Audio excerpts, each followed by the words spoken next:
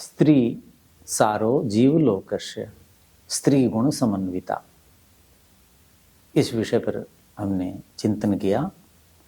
स्त्री के गुणों से युक्त जो स्त्री, यानी पुरुष के गुण अपने अलग हैं, स्त्री के अलग हैं, कहते हैं ऐसी स्त्री जीवलोक का सार है और ऐसी स्त्री से योग्य को, स्नातक को विवाह करना चाहिए।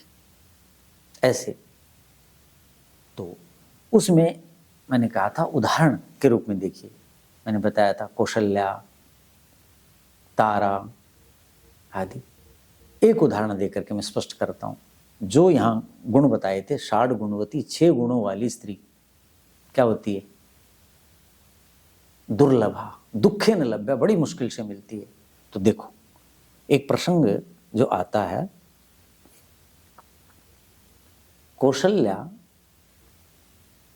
के बारे में राजा दशरथ कहते हैं, जब कैकेयी को मंथरा ने विकृत कर दिया। पता है, राम का जब राज्याभिषेक की सूचना आई कि राज्याभिषेक होगा, उसको सूचना मिली, दासी ने दी, तो बहुत प्रसन्न हुई थी कैकेयी, और अपना जो उस समय हार पहरा हुआ था वो उसको पुरस्कार में दे दिया था प्रसन्न होकर के। और उसने वो लिया नहीं, मंथरा ने फिर उसको अपनी तरफ से समझाया, यानी विकृत किया, और फिर वो बिगड़ गई जो भी है। लेकिन इसका मतलब रानी की अयोग्यता है कि दासी जिसको अपने अनुसार चला ले, दासी समझाए, इसका मतलब दासी योग्य हुई और रानी योग्य नहीं है। यही तो बात हुई ना, इतनी क्षमता नहीं। तो चलिए वो जो प्रसंग हुआ तो वो मनाते हैं, प्रयास करते हैं दशरथ कि देवी तुम ये मत मानो, ये अनर्थ मत करो, राम का राज्याभिषेक होने दो, ये सारी बातें। जब बहुत दुखी हो गए, वो नहीं मानी, तब वो अपने हृदय के उद्गार, कई प्रिय थी उनको, इसलिए वो बिगड़ी हुई थी, सामान्यतया उसी के भवन में रहते थे, इसलिए उसकी चलती थी, वो उनको बचा के लाई थी, जो भी गुण थे। लेकिन पुरुष वाले गुण हुए ना, ये तो युद्ध से बचा के लाना। राजा दशरथ को तो क्या चाहिए थी? पुरुष चाहिए था। क्या पुरुष से विवाह करना था? किससे विवाह करना था? ये कार्य तो कोई क्षत्रिय भी कर सकता था और भी कर सकता, संयोग ऐसा हुआ। लेकिन वहां युद्ध से बच के आकर के दशरथ के साथ क्या हुआ? वहां युद्ध में मारे जाते तो ये कष्ट तो देखना नहीं पड़ता किसको? दशरथ को। जैसे तड़फ तड़फ के मरे, युद्ध से तो बचा लाई कौन? कैकेयी, और घर में तड़फा तड़फा के मारा, तड़फ तड़फ के मरे ना कौन? दशरथ। ऐसी वीरांगना का क्या करोगे? वीर स्त्री का क्या करोगे? इसलिए मैं कहता हूं हमेशा कि स्त्री जो है उसका बड़प्पन स्त्रीत्व में है, पुरुष का बड़प्पन पुरुषत्व में। पुरुषों के गुण अलग हैं, स्त्रियों के गुण अलग, प्रकृति ने अलग अलग बनाए ना दोनों को। उसी हिसाब से एक सूर्य गुण, एक चंद्र गुण है, उन्हीं से वो दोनों मिलते हैं जो पूर्ण पुरुष होता है, और उसी का नाम गृहस्थ है, उसी से संसार चलता है। तो वो जो प्रसंग है, वहां जब तड़फ रहे हैं, मरणासन्न हैं, दुखी हैं, तब वो उसको धिक्कारते हैं। उससे पहले इतना धिक्कार नहीं पाए, कह नहीं पाए, लेकिन अब मन की व्यथा और जैसा उन्होंने गृहस्थ में अनुभव किया तीनों स्त्रियों में, तो मेरी आदर्श पत्नी, स्त्रियों में आदर्श स्त्री, स्त्री के गुणों से युक्त स्त्री कौन है? वो कैकेयी को घायल अवस्था में, मानसिक रूप से प्रताड़ित, मरणासन्न अवस्था में वो बोलते हैं। इसका मतलब क्या है? वो बनावटी नहीं। ऐसे समय में बोलता है ना आदमी, जब कोई बहन आज मैं सब कुछ बोल दूं, कह दूंगा, कुछ नहीं, निर्भय होकर के बोलता है। अब तक तो उसको कुछ कहते नहीं थे, सिर चढ़ी हुई थी, जो भी कारण था वो अलग विषय है। तो वहां कौशल्या के बारे में क्या कहते कि कैकेयी मैं गलती पर था, मेरा अज्ञान था। ये मान लीजिए वो ये भी बोले होंगे कि मैं मूर्ख था कि मैंने अयोग्य को तुम जैसी अयोग्य को मान दिया। नीति वाक्य है, अपूज्या यत्र पूज्यन्ते पूज्या नाम अपमान अवमानना। अपूज्या यत्र पूज्यन्ते, जहां पर अपूज्य हैं, समाज है, घर है, राष्ट्र है, उसमें उनकी पूजा होती है। और पूज्या नाम अवमानना, और पूज्य लोगों की अवहेलना, तिरस्कार होता है। तो फिर क्या परिणाम होता है? त्रीणी तत्र प्रवर्तन्ते दुर्भिक्षम वर्णम भयम। वहां 3 चीजें होती। नीति वाक्य, दुर्भिक्ष, अकाल, मरण, मृत्यु और भय। मोटे रूप से कह दिया, यानी वहां विनाश होगा, मंगल नहीं हो सकता, अमंगल होगा, अमंगल कह लीजिए। ऐसे देखो राज्य व्यवस्थाओं में, राजनीति में आप देखें, राजघराने देख लीजिए पुराने, पूरे विश्व में देख लीजिए। उदाहरण दूंगा तो थोड़ा लोगों को बुरा लगेगा, लेकिन आप सब जानते हैं ऐसा होता है। तो राजा दशरथ ने क्या किया? बोलो। जो पूज्य थी उसकी तो अवहेलना की, और जो अपूज्य थी, गुणों की दृष्टि से कम योग्य थी, ये मान लीजिए, उसकी पूजा की। ये कह रहे हैं रामायण में, कह रहे हैं, और उसका परिणाम क्या हुआ?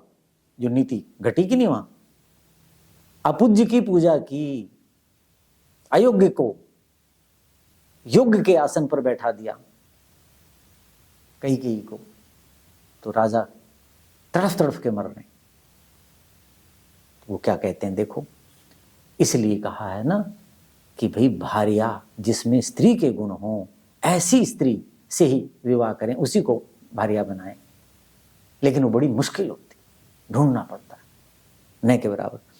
वो कहते हैं देखो, यदा यदा च कौशल्या दासी वच्च सखी वच भार्यावत भगिनी वच्च मातृवच्चोपतिष्ठते। सततम प्रिय कामा में प्रिय पुत्रा प्रियम वदा न मया सत्कृता देवी पूजा रहा तव कृते। सीधा कहते, पूजा और रहा, कौशल्या पूजा के योग्य थी, न मया सत्कृता, मैंने उसका सम्मान नहीं किया। किया होगा, जितना मुझे करना चाहिए था उतना नहीं किया, और तेरा ज्यादा कर दिया अयोग्य का, तुझसे अधिक उसका होना चाहिए था, ये कहना चाह रहे हैं। पूजा और रहा, वो पूजा के योग्य थी, तव कृते, लेकिन तेरे कारण न सत्कृता मया, मैंने उसका सम्मान नहीं किया। कैसी थी वो? सततम प्रिय कामा में, सदा मेरा प्रिय चाहती थी, सदा मेरे प्रिय, मेरे देव, मेरे इष्ट, मेरे स्वामी, उनका प्रिय हो, ऐसी वो कामना करती थी। वो मेरे भगवान, वो मेरे देवता, उनका ये हो, ऐसी थी। प्रिय पुत्रा प्रियम वदा, और उसका पुत्र भी राम कितना प्रिय है। राम तो लोकाभिराम है, राम। प्रिय पुत्रा प्रियम वदा, सदा मधुर मीठा बोलती थी, प्रिय बोलती थी। यार ये कैसे बोल रही थी, कैसे क्या क्या बोला इसने, कितने कटु वचन बोले। ऐसी सीता ना ऐसी कौशल्या पूजा के योग्य थी, लेकिन मैंने तेरे कारण उसका मान नहीं किया, उसकी पूजा नहीं की, और उसका मैं आज ये दंड भोग रहा हूं। स्वयं मानते। अब क्या क्या गुण थे उसमें से, ये तो मोटी मोटी सी बात बताई। देखो जो ऊपर गुण बताए थे, लगभग वो गुण घटते हैं। वो क्या कहते हैं, यदा यदा च कौशल्या दासी वच्च सखी वच्च। यदा यदा, जब कभी कौशल्या को अवसर मिलता था सेवा करने का, जैसा भी है, यानी यदा यदा का मतलब जब जब नहीं, मतलब सदा, जिस जिस कार्य में। यदा यदा मतलब अब ये, अब ये। यदा यदा का मतलब लिखा है दासी, सखी, भगिनी, भार्या, माता। यदा यदा समझ गए। जब मुझे माँ की आवश्यकता होती तो वो मेरी माँ के रूप में उपस्थित होती थी, जब मुझे बहन की आवश्यकता होती थी तो वो मेरी बहन के रूप में, जब मुझे दासी की आवश्यकता होती थी तो वो दासी के रूप में उपस्थित होती थी। देखो क्या लिखा है, कौशल्या दासी वच्च सखी वच्च। वहां लिखा था कर्णेशु दासी, गृह कार्यों में दासी के समान आचरण करे, पति के कार्यों में ऐसे लग जाए कि जैसे कोई दासी कार्य कर रही है। तो यदा जब मुझे दासी के रूप में चाहिए, ऐसे ये कार्य करवाने हैं, तो वो दासी के रूप में उपस्थित होती थी। सखी उच्च। और जब मुझे परामर्श चाहिए था, राज्य के नियम हैं और नियम हैं, व्यवस्थाएं हैं, उनमें जब आदमी विभ्रम हो जाता है, कठिनाई उपस्थित हो जाती है, निर्णय नहीं कर पाता, तो सखी उच्च यदा यदा, जब ऐसी जरूरत पड़ती थी तब वो सखी के समान बताया। और वहां क्या बताया था? कार्येषु मंत्री। मित्र क्या होता है? मित्र शब्द हो ना, मित्र की क्या परिभाषा है? अहो केन अमृतम इदम सृष्टम मित्रेति अक्षरद्वयम। अरे ये मित्र शब्द किसने बनाया है? द्वयम अक्षरम, जिसमें दो अक्षर है, मी और त्र, मित्र, ये बता दिया कि दो। केन अमृतम इदम सृष्टम, ये दो अक्षर वाला मित्र शब्द किसने बनाया? ये तो बहुत उत्तम शब्द है। कहते हैं उत्तम क्यों है, ऐसी क्या गुण है इस शब्द में? कहते हैं मित्र कौन होता है पता है? आपदाम परित्राणम शोक संताप भेषजम। आपत्ति में जो आपकी रक्षा करता है और शोक संताप में औषधि के समान आपको शीतलता प्रदान करता है। तो मित्र तो मेरी सखी है, मेरी मित्र होती थी वो। कब? जब मैं आपत्ति में होता था, जब मैं शोक संताप आदि संसार के ताप जो मनुष्य को तपाते हैं, उनमें वो मेरी मित्र के समान होती थी। वहां मंत्री कह दिया, मित्र कह दिया, परामर्शदाता होती थी वो मेरी। भार्यावत भगिनी बच्चे, और वो भार्या के समान, भार्या के लक्षण बताए ना, 60 गुणवती ही दुर्लभा भार्या। भार्या क्या है? 6 गुणों वाली जो भार्या है वो दुर्लभ है। कैसी भार्या? देखो, एक और आचार्य ने एक पुस्तक है हितोपदेश, जैसे पंचतंत्र है ऐसे हितोपदेश, हित के उपदेश हैं उसमें, सारे नीति की बातें। वहां लिखा है सा भार्या या गृह दक्षा। भार्या कौन है? जो गृह कार्यों में दक्ष हो। सा भार्या या प्रजावती। भार्या कौन है? जो प्रजा वाली है, जो आपको उत्तम से उत्तम योग्य संतान दे। हर मनुष्य क्या चाहता है? कि मेरे वंश की वृद्धि हो, मेरे कुल की वृद्धि हो, मेरी संतान परंपरा आगे बढ़े, जो उसके बढ़ाने की सामर्थ्य हो जिसमें, वो भार्या। सा भार्या या पति प्राणा। भार्या कौन है? जो पति के लिए प्राण है। जैसे प्राणों के बिना हमारा जीवन नहीं, ऐसे ही जिसके बिना, जिस स्त्री के बिना पति जी नहीं सकता, वो भार्या कहलाती है। सा भार्या या पतिव्रता। बस मेरे ही पति सब कुछ है, पति का ही व्रत जिसने धारण कर रखा है। वो जो चाहते हैं, वो जो चाहते हैं, वो जो करना चाहते हैं, उनका सुख मेरा सुख है। वो जो धर्म करना चाहते हैं वो मेरा धर्म है। पतिव्रत, समझ गए? पति ने जो व्रत लिया, पति ने जिसको वरा चुना, समझ गए? वही मेरा वर्ण है, वही मेरा चयन है, वही मेरा सब कुछ है। ऐसे मेरी अपनी कोई चॉइस, जिसे अंग्रेजी में चॉइस कहते हैं, मेरी अपनी कोई चॉइस नहीं है। बस मेरा तो सब कुछ उनके चरणों में अर्पित है। वो जो है उसी में मेरा सुख है। मैं तो उनके चरणों की दासी हूं, पतिव्रता।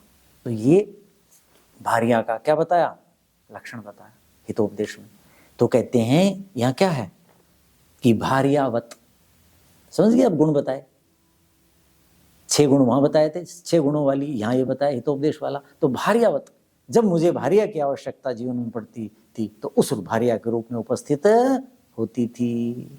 भगिनी बच्चे, और बहन छोटी हो चाहे बड़ी हो, उसके लिए तो भाई से बड़ी कोई चीज नहीं।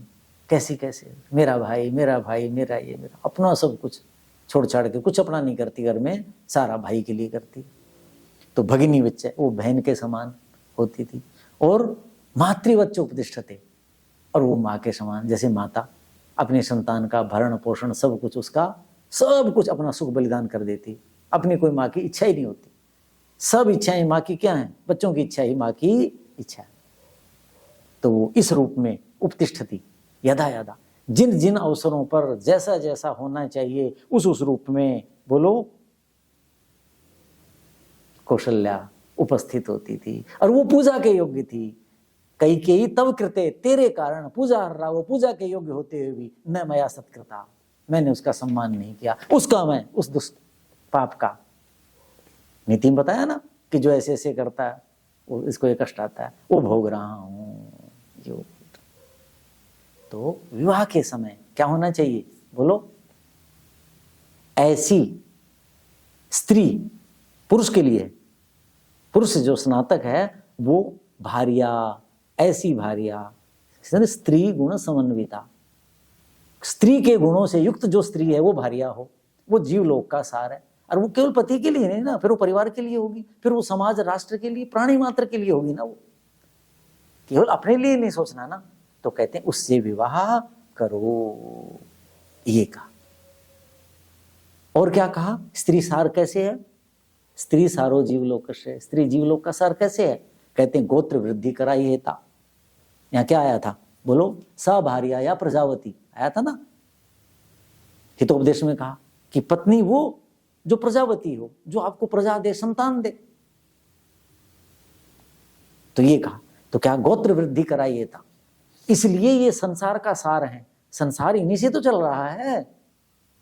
ये सृष्टि करती हैं, सृजन करती हैं, अपना शरीर, उसका सब कुछ खर्च करके नई सृष्टि करती, अपना यौवन, अपने शरीर की धातुएं, सब कुछ। रोग लग जाते हैं, कमजोर हो जाती हैं, क्षीण हो जाती हैं, फिर भरण पोषण में कितनी तंगी। तो ये गोत्र वृद्धि कराइए थे, इसलिए आपके जीवन का सार है। किसके? द्विज को कहा, ब्राह्मण को कहा, क्षत्रिय को कहा, वैश्य को कहा, तीनों को कहा, स्नातकों को, कि आप स्त्री का चयन करें, इन इन गुणों वालियों का करें। ये सार हैं किस चीज का? जीवलोक का। क्यों? कि जीवलोक इन्हीं से तो आगे बढ़ा, ये संसार इन्हीं से तो चल रहा है। ये गोत्र वृद्धि करा। गृहिण्य, गृह देवता, ये गृहिणी है, ये घर की स्वामी नहीं है।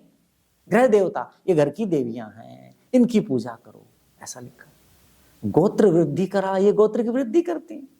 गृहिण्य, ये घर की स्वामी नहीं है। और गृह देवता, घर में यही देवता हैं जो देवता आपको देते हैं मठ मंदिर में, जो भगवान आपको देता है, वो सब देने की सामर्थ्य किसमें है? ऐसी स्त्रियों में है। इसलिए ये जीवलोक का सारा, प्रत्येक स्त्री नहीं, जिनके ये गुण बताए शास्त्रों में, वो गुण, तो इनको ऐसा आपने करना है। ठीक है, तो शेष चिंतन अगले व्याख्यान में करेंगे, कि एक उदाहरण के रूप में बताएंगे कि एक युवा का मुझे दृष्टांत मिल गया संस्कृत में, उसने अपने विवाह के लिए कैसी स्त्री का चयन किया। अगले व्याख्यान में उस पर विचार करेंगे। ओम शांति शांति शांति।